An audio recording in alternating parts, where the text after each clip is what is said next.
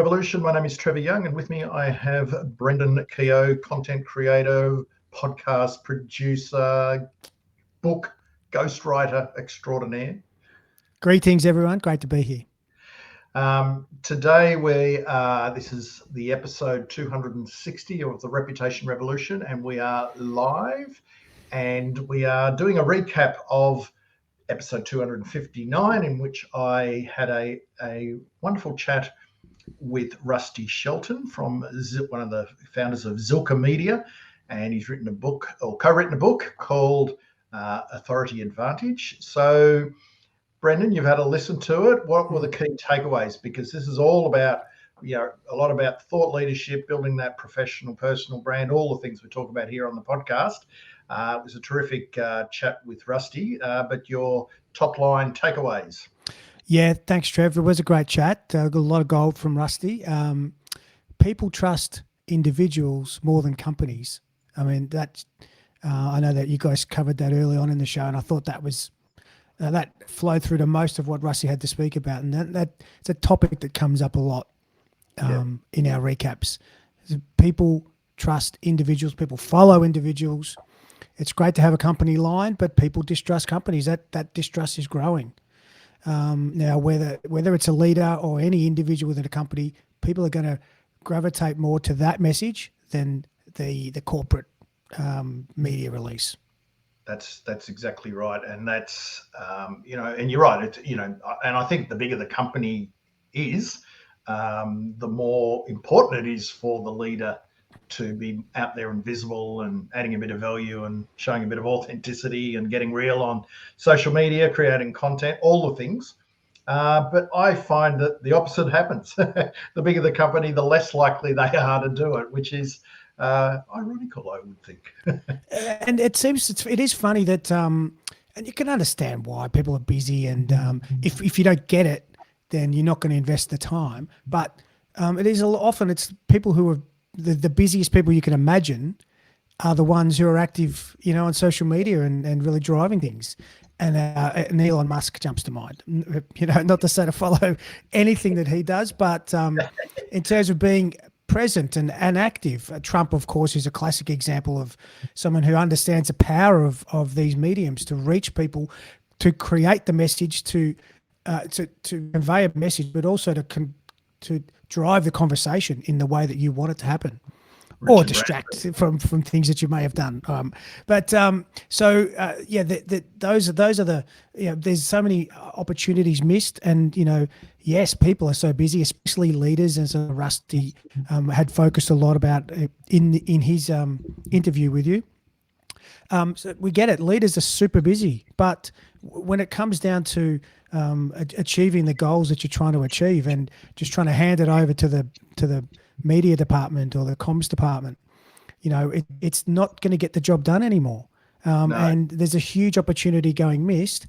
Coming down to how do you, I think one of the great points Rusty brought up was that because people are concerned about crafting a personal brand, or it's not really, doesn't feel right. Well, you've got one. You already have one, like it or not. One exists. People have one of you. They have an image of you, a brand image of you, an image in their mind of you, as Rusty described it. Yeah. I like so that.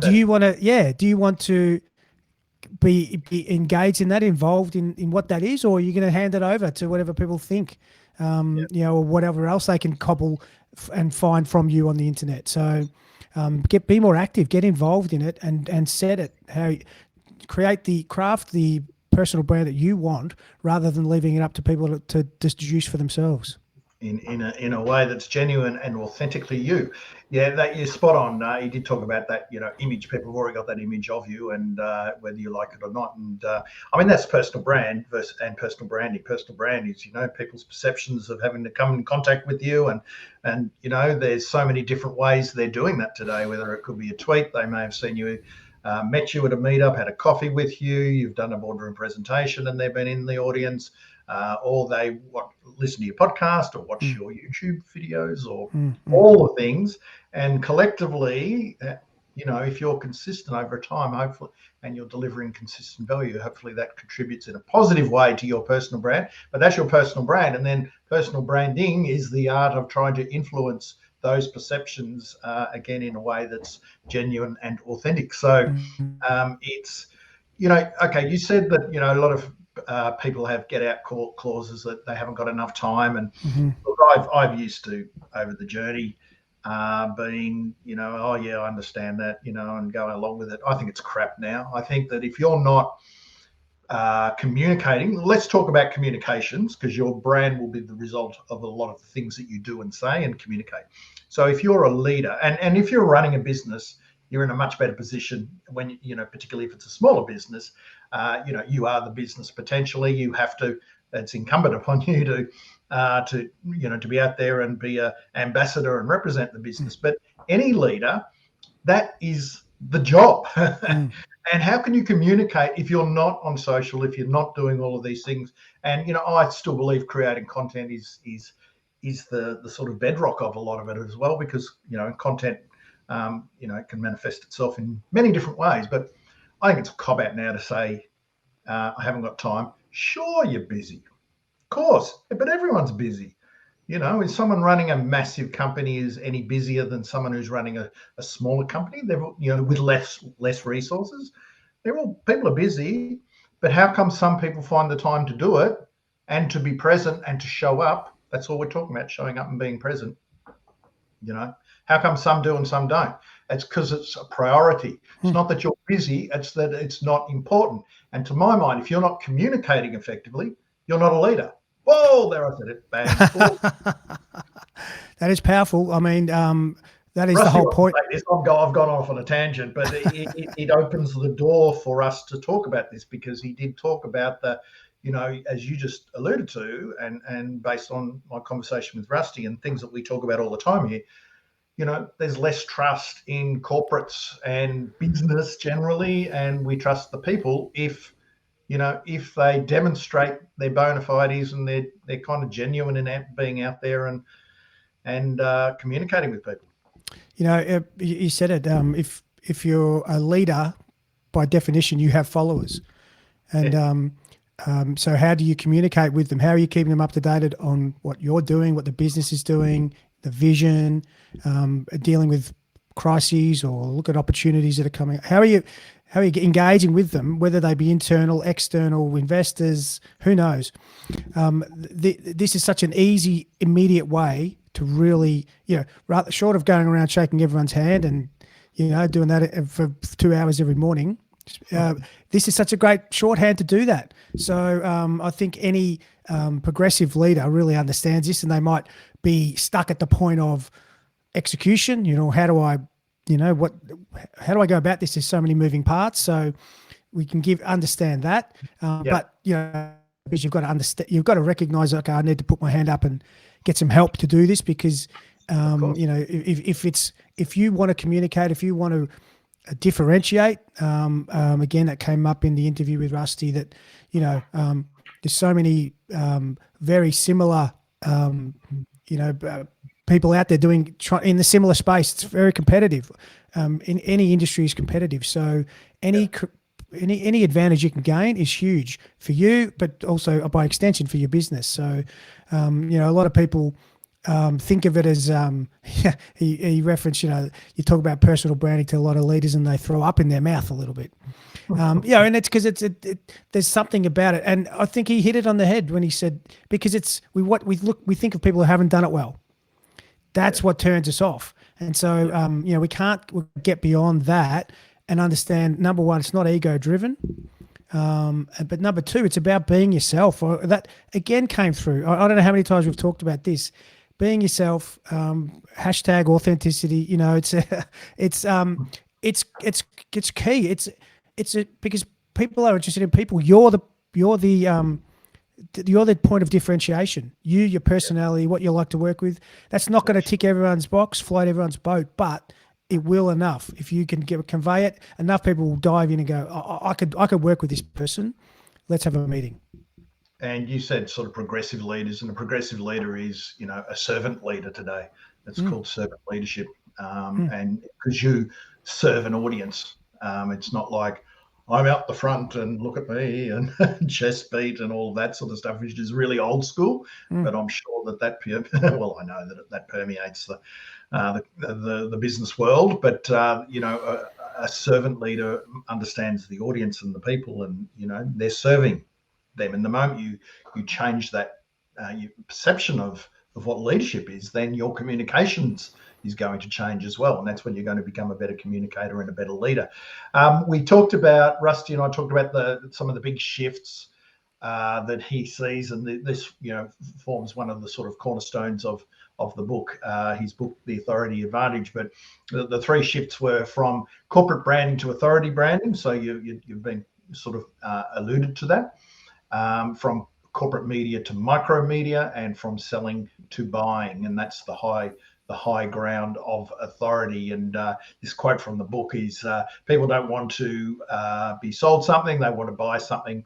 And the best way to get someone to seek out the opportunity to buy from you is to position yourself as the unquestionable authority in your space, someone they would be lucky to have a chance to do business with. So there's three big things, from corporate branding to authority branding, we've mentioned there. But I think from corporate media to micro media, we look at so many different types of media now. This is, we're doing a live stream here. This is media. Twitter, or whatever it's going to be called, Elon Musk's X. That's micro media, literally micro media. Although they're bringing in long form content on that too now. And it's well past the 240 characters, slowly being rolled out. All of the things, medium.com. If we're doing an article or a post on LinkedIn, that's all micro media. And, we've got to embrace the opportunities of that. Obviously, there's many benefits in cost and ease and all of that. But we can be really targeted because you build your own network. And then by some of the other activities that he talked about in terms of, relationship-driven activities of reaching out, getting guests on your show, strategically getting guests who will then share podcast episodes with their audience and expanding your network, those kind of activities to grow your network. But it is targeted and you can really go niche, which has great benefits. So, embrace those limitations if you like. Yeah, I think that it's, there's times when if you can get major media, fantastic. But ultimately, the way to build up to major media is through micro media and niche media.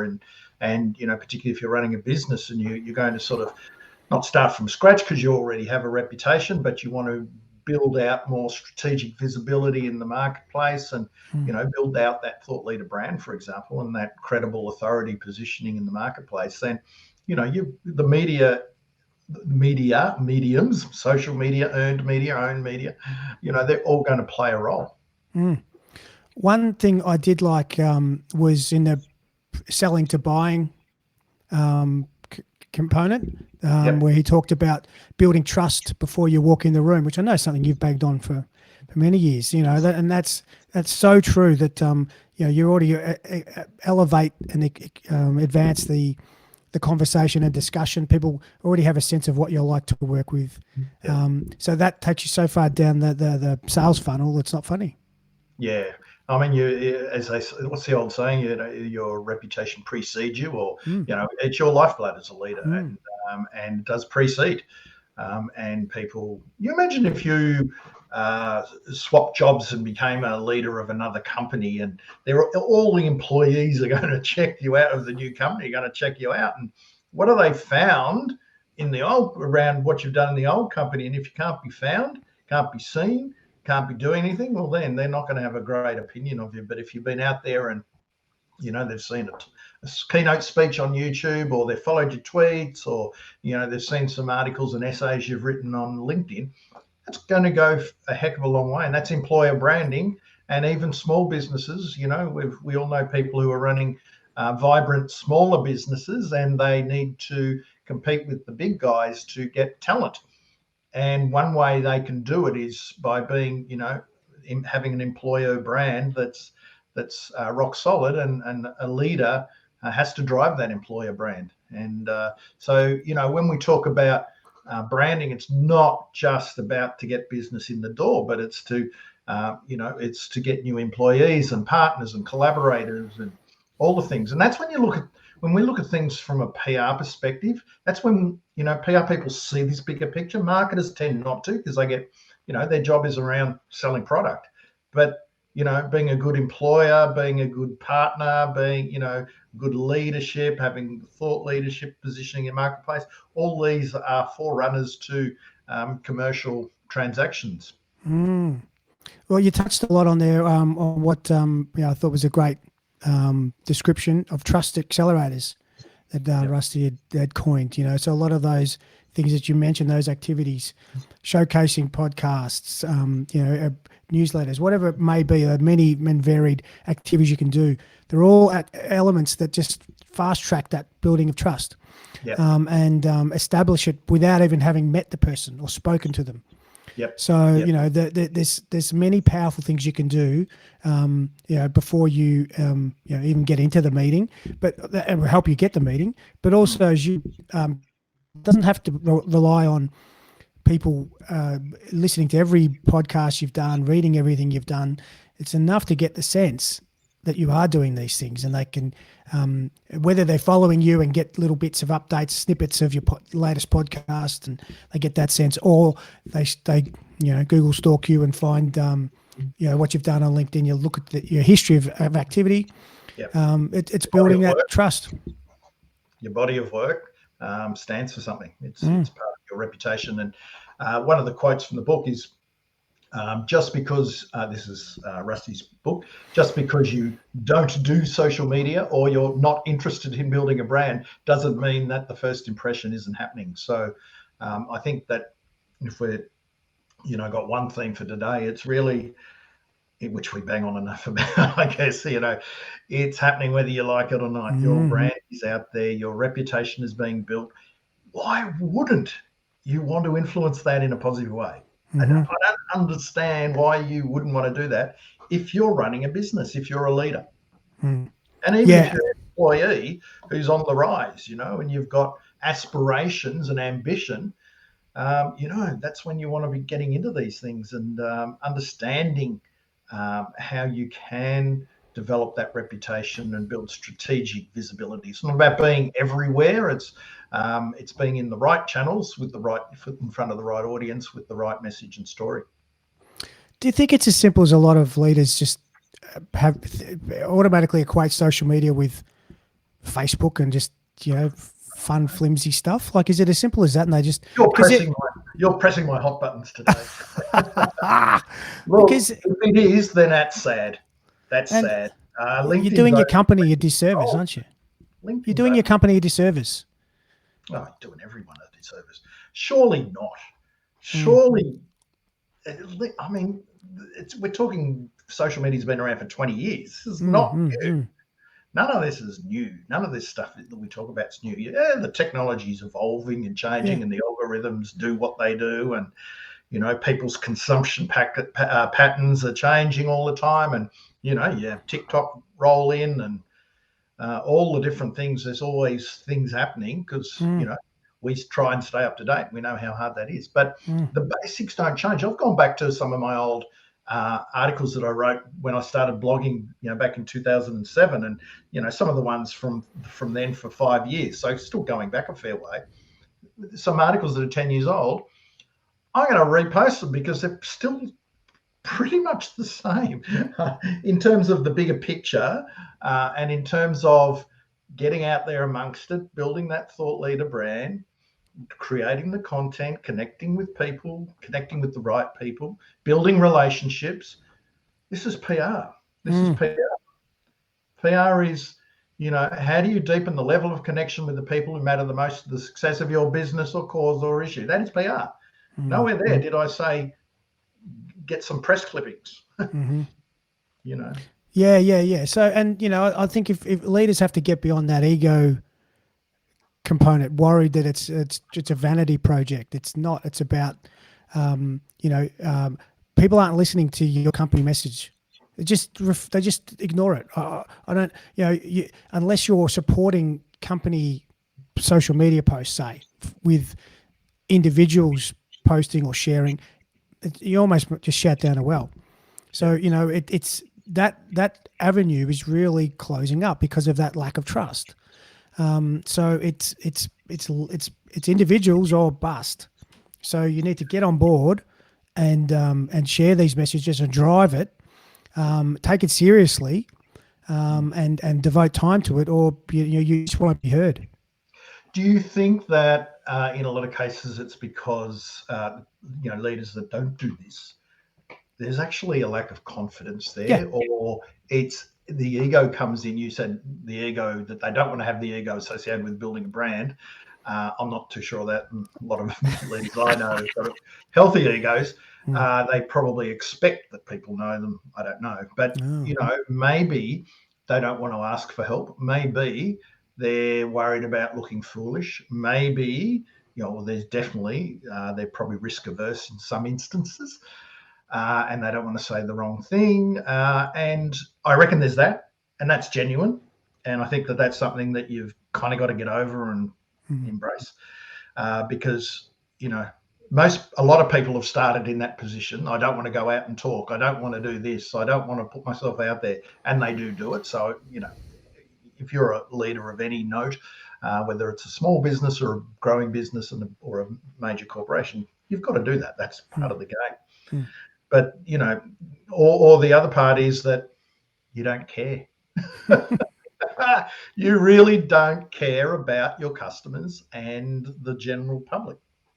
And I reckon there's a bit of that about as well. They actually don't care. They might say they do, but if you really care, you're going to go out and talk to them. You're going to do things, you're going to be out amongst it. If you're, if you really care about, your employees, you'll be out there seeing them and talking about them and documenting it on social media. I truly believe that. I know some, we have an example of, I just saw it today, just looking through LinkedIn, and Shane Elliott, who's the CEO of ANZ Bank. ANZ is a massive corporation here in Australia, one of the biggest companies.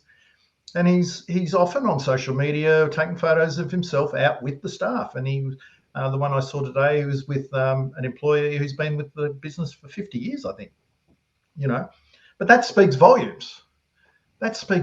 So, and I know we're packaging a lot up here. I mean, when you're building authority, it's not just taking selfies with staff and doing that activity on social media, but it's all wrapped up together, I believe.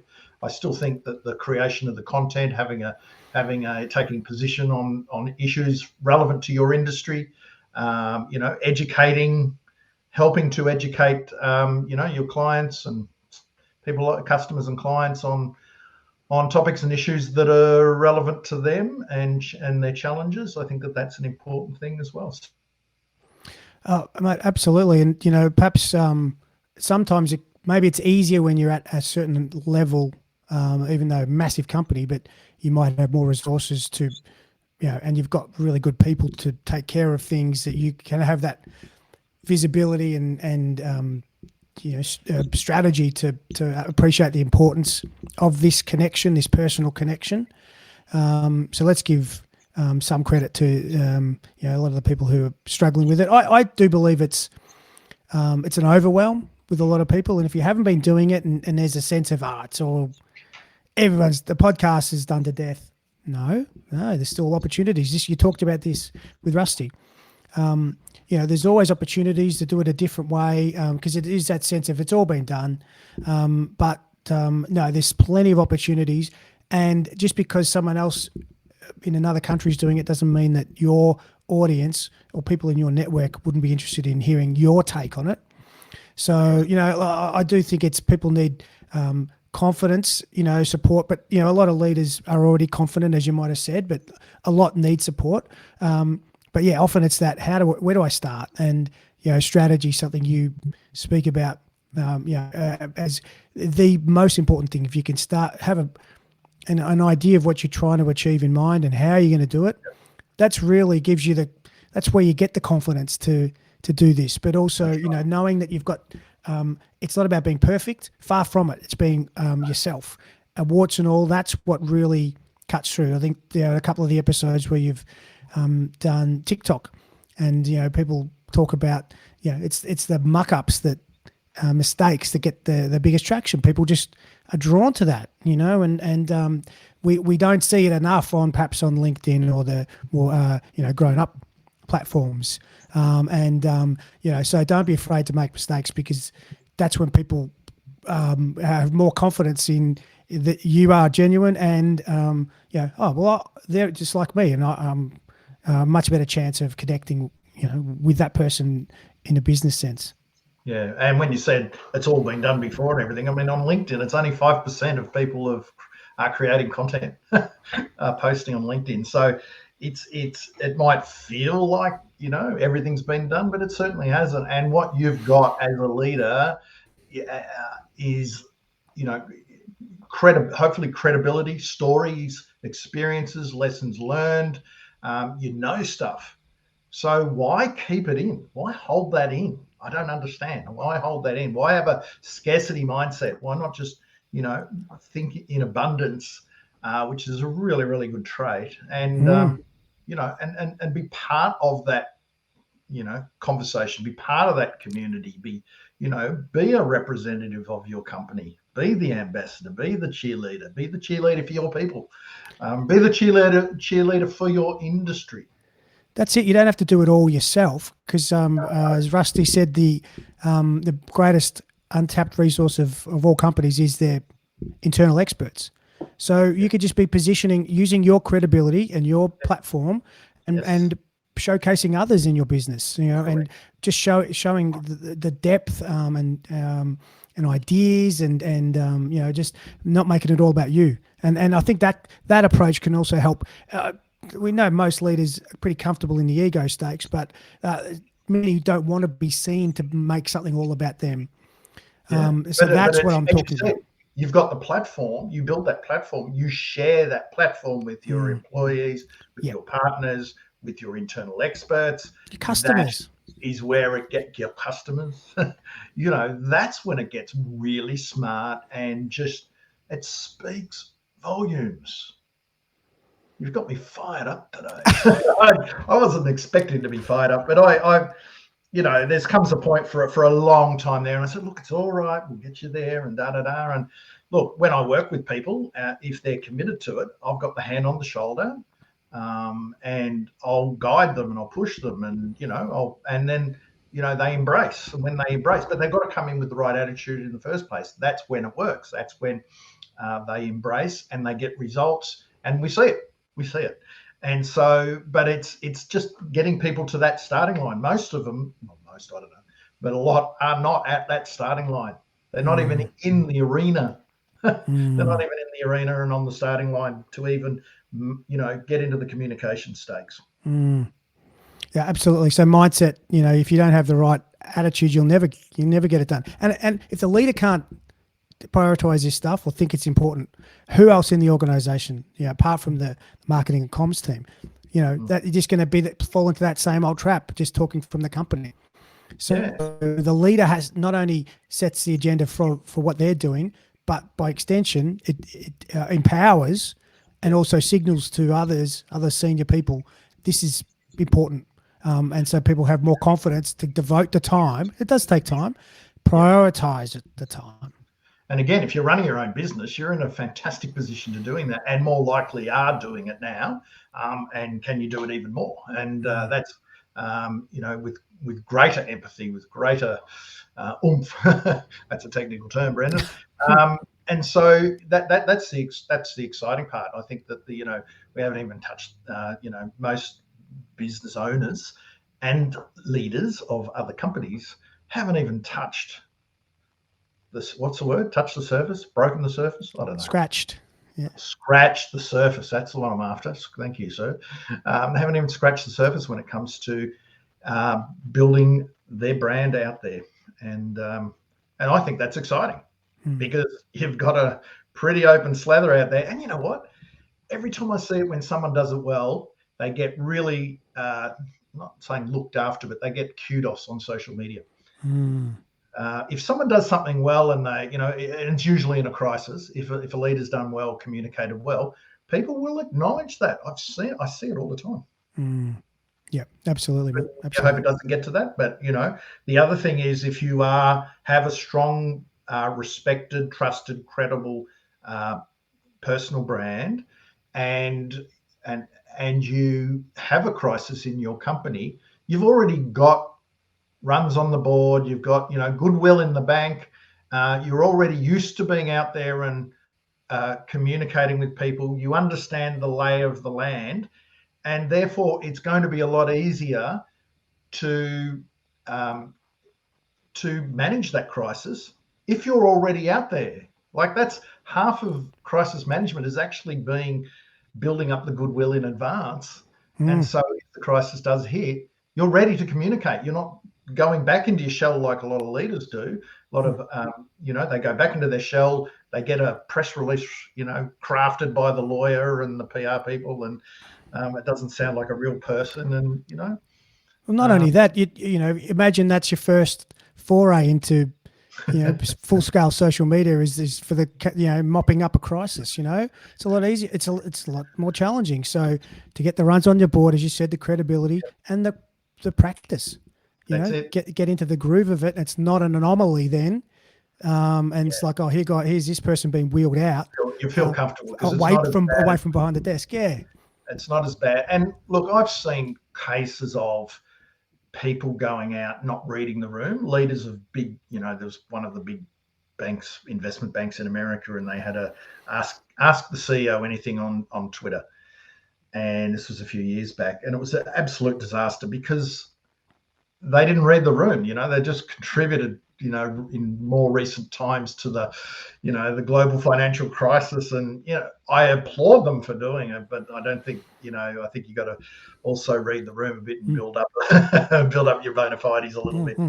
Email your questions and but, I mean, kudos for having a go, but I mean that, and people read that and say, oh, I'm not going to go anywhere near it, and it's too scary and all that sort of stuff. So, there's no, the reality is not as bad as, it's never going to be as bad as what you think it's going to be, because what you read in the press of the things that have happened in a bad sense on social media or whatever, that's all you're seeing. You don't see all the good stuff. You never see the good stuff. So it's, I'm just going to finish up saying that, do get the book by Rusty Shelton, The Authority Advantage. It's a good read.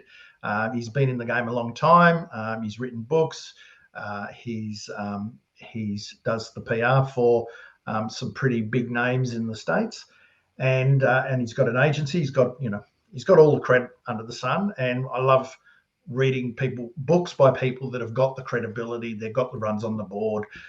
They've been doing it for ages, versus reading books from someone who's just making stuff up and regurgitating other people's ideas. So he's the real deal, Rusty. It was a good interview. That was 259. This is episode 260 of the Reputation Revolution, and we're one bookend. That interviews the other bookend. We've gone off a little bit of script here, but because I think that it's such a big topic and it opens up the doors for all sorts of things, and it's something I'm very passionate about, have been for a long time. And I can see when people do it well, when business owners, business leaders, they get out and become part of that public conversation. They create content. They connect with people on social. All the things. It's not one thing. It's a patchwork quilt. And if they're in a big company, they can get help, but you can't outsource your personality. You can't outsource your connection strategy. You can't outsource a lot of things, but you can certainly get help in getting it done. Having a ghostwriter such as yourself,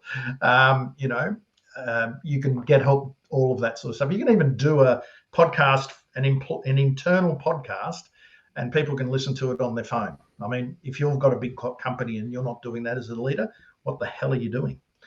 Absolutely. I'm going to step off the soapbox, mate. I'm going to step off the soapbox here. That's lovely, mate. Love to see you fired up. It's fantastic. Anyway, that's good chewing over this topic, this very broad, meaty topic. Really, it's been a collection of themes that we do reinforce every now and then. And so any last thoughts on the Rusty interview and the takeaway that we can leave people with? Again, to circle back to what I started with, of people trust individuals more than companies. Right. That crisis message that you say is not going to be much different to what the company puts out, but it's going to be in your words, with your tone and hopefully your credibility that you've built up, that people will trust much more than the press release. Yep. Agree. All right. Thank you very much, Brendan. Great stuff, Trevor. Thanks, listeners.